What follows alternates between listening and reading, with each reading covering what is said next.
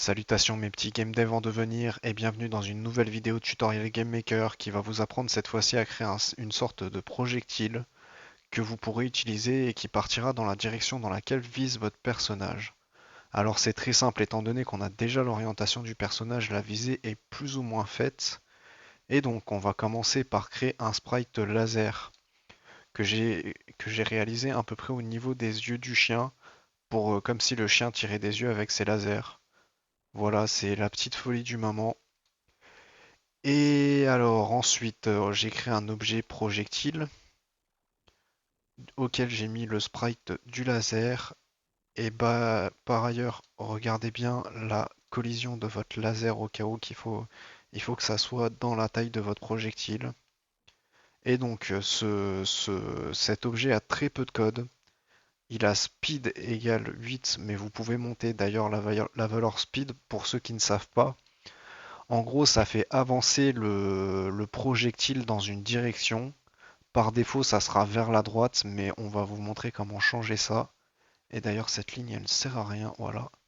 Alors, la valeur speed, en fait, elle fait avancer de manière continue l'objet dans une direction qu'on lui donne avec la variable direction, mais on va la paramétrer ailleurs.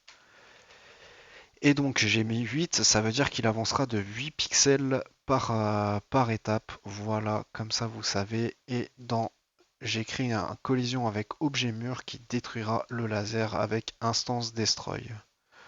Voilà pour l'objet projectile. Et ensuite, au niveau de mon objet player dans l'étape, si vous jouez au clavier, donc que le gamepad n'est pas connecté, on fait un if keyboard check pressed.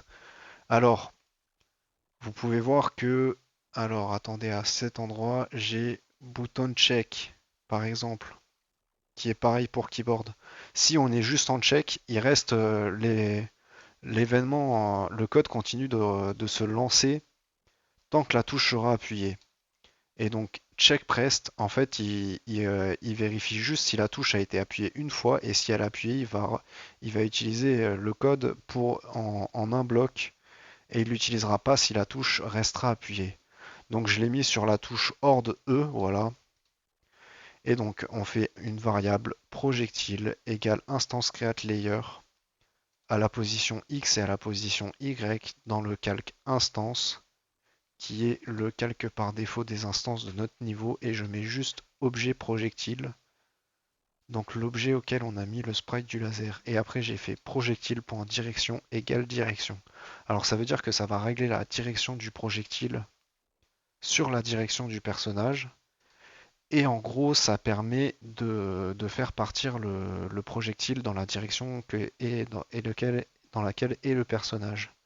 Et donc après, j'ai fait projectile.imageAngle égale direction. Donc c'est à peu près la même chose, mais ça va orienter notre laser dans la direction du personnage. Voilà, et donc, ce qui fait qu'après, on a la même chose ici, mais j'ai mis sur GPFace 1, donc ça correspondrait à une touche X ou à une touche A sur une manette Xbox ou PlayStation. Et donc c'est exactement le même code mais pour la manette, voilà. Et donc avec tout ça, normalement on a quelque chose qui marche correctement, il n'y a pas besoin de plus pour créer un projectile. Et donc si j'essaye de bouger mon personnage, il s'oriente toujours. Et si j'appuie sur E, eh bien il tire, voilà tout simplement. Et plus j'appuie, plus il tire. Donc après, je vous apprendrai peut-être comment faire un système de munitions. Et voilà. Et on peut voir aussi que quand il rentre en collision avec des objets qui sont parentés au mur, il supprime le laser. Donc par exemple avec les rambardes, les tables et les bancs. Et ça marche exactement pareil à la manette. Laissez-moi le temps de la connecter s'il vous plaît. Et vous allez voir que ça sera quand même plus agréable à la manette. Parce que là, on pourra vraiment bien viser en se déplaçant. Voilà. Et donc c'est ce que ça donne. Et je pense que pour la prochaine vidéo, on fera peut-être un rundown de tout ce qui a été fait jusque-là. et on fera probablement quelques améliorations pour que les choses marchent plus correctement. Voilà tout pour aujourd'hui du coup. Et donc comme d'habitude, n'hésitez pas à liker, à commenter, à vous abonner si vous le voulez. Et moi je vous dis à mardi prochain pour la prochaine vidéo tutoriel de Game Maker. Et bien évidemment à très bientôt pour le restant des contenus habituels.